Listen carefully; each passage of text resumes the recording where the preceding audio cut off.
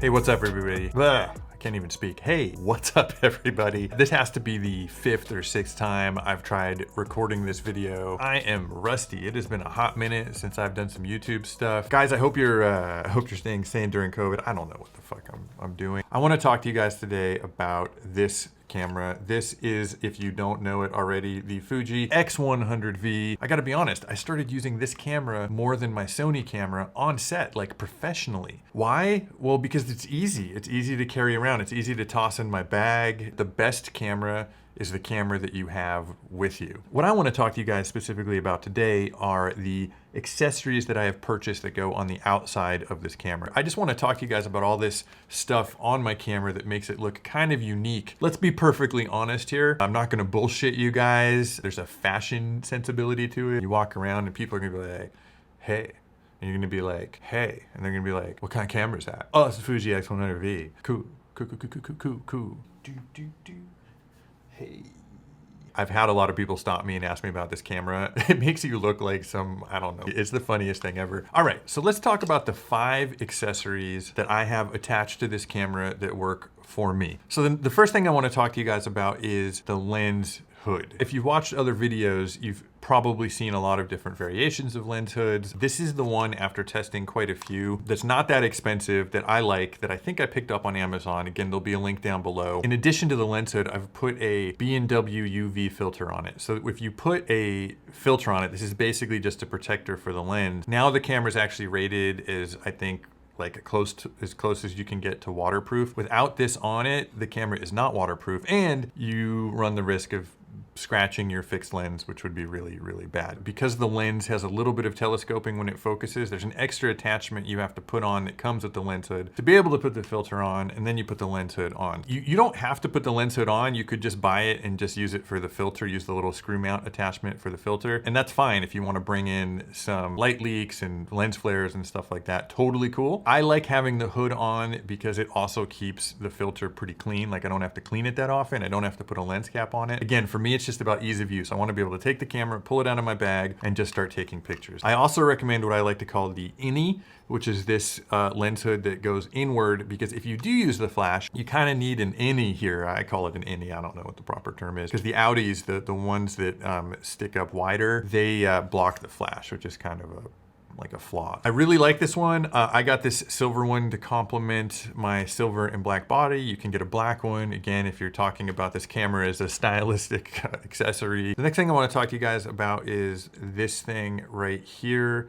This is a thumb grip thingy. I don't know the proper term, but it slides into the hot shoe on the top of the camera like that, and it gives you a little bit of thumb grip when you're holding the camera like this, so it's easier to shoot one-handed. I was kind of against it for a while. I didn't have one of these for a long time because it kind of annoyed me. They block the wheel on the back of the camera, until I found this one. I was watching someone else's video. It wasn't about this, but I saw this thing and I instantly looked it up, because this particular model has like a latch in it, so it can slide back and you can get to your controls. I found this particular guy to be very high quality. It might be hard to see, but it's got a little bit of rubber, so it's very comfortable on your thumb. It just feels really, really good. It gives you full access to everything. I think they've solved the problem with these things here. The only real downside is that you're gonna block your hot shoe. So if you are one of the 3 people that's gonna use an external flash on the X100v, then it is taking up that space. You'd have to pull it off. But again, it comes on and off really easily. It's not like gonna slide off. You have to pull it off, but it's easy to take on and off. That's what I'm trying to say. It also, again, just, I don't know, kind of makes me feel like my camera looks cooler in like a super nerdy way. All right, so the next thing I'm gonna show you guys, I'm actually kind of on the bubble about, and it's this half, I don't know if you can see it, it's this sort of half cage thing that I've got on my camera. Let me take it off so you guys can get a better look at it. So it's this thing. So the next thing I wanna talk to you guys about is this little half cage attachment for the camera, and it serves 2 purposes. Number 1, it gives you more grip right here, which to me complements the thumb grip. I have bigger hands. It drops down a little bit lower, so my pinky has somewhere to go. I'm just able to grip it really, really nicely. That's the primary reason why I have this thing on. The next thing is this particular model has some grooves in it. This is actually an Arca Swiss grooving attached to it. So if I wanted to use something like the Peak Everyday Tripod or any Arca Swiss tripod, you do not need this expensive ass tripod. You can have any one, but Arca Swiss is a great mounting solution I found. It's small, it's quick. This has it built in, so if I wanted to, I could just bada bing, bada boom, bada bam, and now I am on a tripod. A lot of people that get the X100V probably not thinking about using it on a tripod. Where it could come in handy is if you did want to shoot a little bit of video, maybe you want to do like some longer shutter stuff, whatever. You can stick it on a tripod. Probably not the #1 consideration for most people, but you can if you want to. The downside is it does make the camera a little bit heavier. It makes it a little bit bulkier. It kind of takes away from that smaller profile that makes this camera so desirable. I've pulled it off a few times, but that leads me to 2 other advantages to this. #1, it does not block your battery compartment in any significant way, which I think is very important. There's nothing worse than a cage that you have to take off to get to your battery door or something, or like it doesn't open just enough and you can't get the SD. You're gonna be fine with that. The other thing I like, and I don't understand why like all cages and camera accessories don't do this, is the screw that screws it on has a little flap that comes out, so you can hand screw it on and off. You can tighten it with the screwdriver if you want to. And I've weighed it and it's not that heavy. So for those reasons, I've ultimately left it on. I do feel like if I was gonna travel and wanted to be real lightweight, I could take it off and I'd be fine. Very much optional. One last thing too, and it's not a lot, but it gives you 2 sides of protection. So were you to drop the camera and it landed on the plate, it would probably help your camera a little bit. It has saved my camera like once or twice. The next thing I wanna talk to you guys about is this, you know how hard this is to do when you're shooting in an f1.8? This thing right here, this little button right here, is the next thing I want to talk to you guys about. I think one of the go-tos that everyone grabs first is one of these little extra presser buttons for the shutter release. You can get them in lots of fun colors, so I could have went with red or something like that. I went with silver. I went for like a real classic look. They're fun. They make things a little more comfortable. The one thing I just wanted to throw out as a quick tip, if you are going to get one with a rubber gasket. If you screw one in without a rubber gasket, it's going to pop off within a couple days. So this one I have on here that my friend Ryan actually gave me as a present. Thank you, Ryan. It has a rubber gasket and it's held on for months now and it's been fine. So you kind of forget it's there, but it is nice because if you're feeling around, if you're like this and you're feeling around, it's just easier to find the button to hit to take the photo or whatever. So very cool. There's no real cons to it. It's not gonna take up a lot of space on your camera. Just get one. Just get one. And then the